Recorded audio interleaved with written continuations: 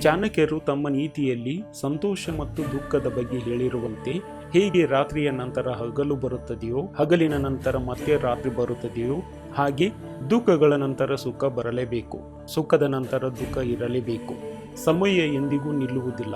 ಆದ್ದರಿಂದ ಕೆಟ್ಟ ಸಮಯಗಳು ಸಹ ಹಾದು ಹೋಗುತ್ತವೆ. ಆದರೆ ಕೆಟ್ಟ ಸಮಯಗಳು ಬರುವ ಮೊದಲು ನಮಗೆ ಕೆಲವೊಂದು ಸೂಚನೆಗಳು ಕಾಣಿಸಿಕೊಳ್ಳುತ್ತವೆ. ಅವುಗಳನ್ನು ಗುರುತಿಸುವ ಮೂಲಕ ಜಾಗರೂಕರಾಗಬೇಕು. ಫ್ರೆಂಡ್ಸ್, ಮನೆಯಲ್ಲಿ ಮನಸ್ತಾಪ, ಜಗಳಗಳು ಇದ್ದಕ್ಕಿದ್ದಂತೆ ಹೆಚ್ಚಾಗಲು ಪ್ರಾರಂಭಿಸಿದರೆ ಅದನ್ನು ಅಶುಭ ಸಂಕೇತವೆಂದು ಪರಿಗಣಿಸಲಾಗುತ್ತದೆ. ಪೂಜೆಯನ್ನು ನಿಯಮಿತವಾಗಿ ಮಾಡದ ಮನೆಯಲ್ಲಿ ಹಣವು ಎಂದಿಗೂ ನೆಲೆಸುವುದಿಲ್ಲ.